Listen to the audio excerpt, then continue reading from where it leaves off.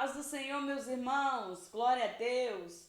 Como é bom estar aqui com os irmãos, crescendo na graça e no conhecimento da palavra de Deus.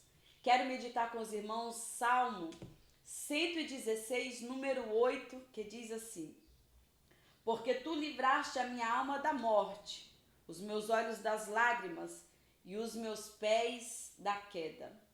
Porque tu livraste a minha alma da morte, os meus olhos das lágrimas e os meus pés da queda. Quero meditar com os irmãos nessa palavra acerca do grande livramento de Deus. Muitos estudiosos atribuem este salmo, Salmo 116, ao rei Ezequias. Este piedoso rei de Judá governava Jerusalém quando o Império Assírio conquistou o Reino Norte. Anos depois, o exército assírio sitiou Jerusalém e o comandante deu ordens expressas para Ezequias se render, dizendo que nem Deus poderia livrá-lo das suas mãos. Como se não bastasse o cerco desse inimigo poderoso, desse exército inimigo, Ezequias adoeceu mortalmente. E o profeta Isaías foi enviado ao rei para lhe dar um urgente recado: põe a tua casa em ordem, porque certamente morrerás e não viverás. A Bíblia diz que Ezequias vira o rosto para a parede. Ele ora, fervorosamente chora, e Deus responde rapidamente, curando-o da sua enfermidade e livrando-o eminentemente de uma invasão assíria. O salmo ele é o testemunho de Ezequias acerca do grande livramento de Deus. No versículo em análise, nós vamos ver o livramento de Deus descritos de algumas formas, e eu gostaria de abordar 3 com os irmãos. Em primeiro lugar, nós vamos ver um livramento espiritual. Salmo 116, número 8, a parte A diz assim: pois livraste da morte a minha alma. E o maior cativeiro que um homem enfrenta não é aquele que aprisiona o seu corpo, não é aquele que limita o seu direito de ir e vir, mas é o cativeiro espiritual. A prisão espiritual encerra o homem numa masmorra de trevas, sobre algemas do pecado.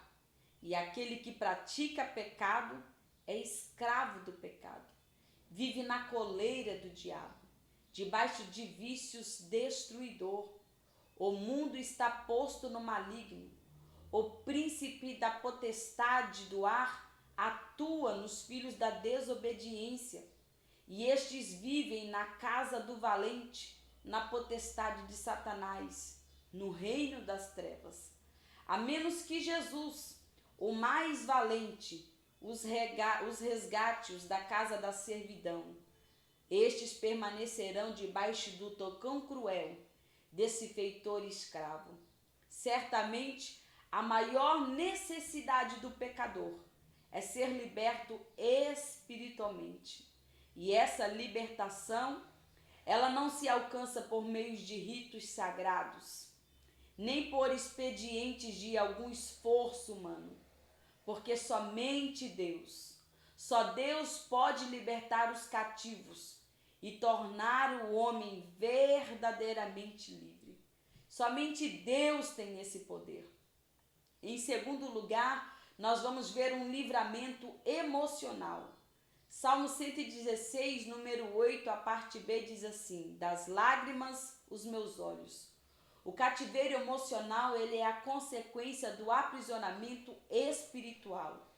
O pecado é a causa do maior sofrimento humano. O pecado ele é maligno. Ele é pior do que a prisão. É mais devastador do que a enfermidade. É mais dolorido do que a pobreza extrema. O pecado é pior do que a própria morte. Todos esses males, embora tão medonhos, não podem afastar o homem de Deus. Mas o pecado afasta o homem de Deus no tempo e na eternidade. A vida, por causa do pecado, tem se tornado numa sinfonia de gemidos, num vale de lágrimas. E a cura para esses tormentos da alma, ela não é encontrada em taças borbulhantes dos prazeres mundanos. A liberdade do sofrimento emocional não se encontra em técnicas psicológicas, nem mesmo em remédios terapêuticos. Somente Deus pode enxugar dos olhos toda lágrima. Somente Deus pode aliviar a nossa dor, livrar dos nossos olhos das lágrimas. Em terceiro lugar, nós vamos ver o livramento moral. Salmo 116, número 8, a parte C diz: da queda os meus pés. Desde que o pecado entrou no mundo por um só homem, todos os homens tornaram-se pecadores. Não há homem que não peque, todos tornamos vulneráveis. Não podemos ficar de pé, escorados no bordão da autoconfiança. Somos fracos. Deus é quem segura na nossa mão para não cairmos. Deus nos mantém de pé, ou senão nós tropeçamos. Senão nós somos vencidos pelas tentações humanas e não conseguimos viver, a menos que Deus nos sustente.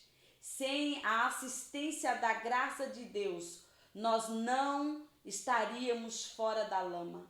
Sem a ação restringidora da graça, todos nós fracassaríamos. É Deus quem nos sustenta, é Deus que nos mantém de pé, é Deus quem nos fortalece, é Deus quem nos sustenta, é Deus quem nos segura, é Deus quem nos livra do mal e nos permite que os nossos pés resvaleçam. É Deus que nos sustenta. Ô meu irmão, o livramento espiritual, emocional e moral é somente Deus que pode nos dar. Quando nós olhamos para essa palavra, nós vemos o grande livramento de Deus. E Deus concede através da oração. O Senhor tem grandes livramentos para nós, moral, espiritual. Eu não sei o que você precisa, mas somente Deus pode te conceder. Eu quero orar por você. Senhor, em nome de Jesus, nós meditamos na Tua palavra do quão poderoso o Senhor é.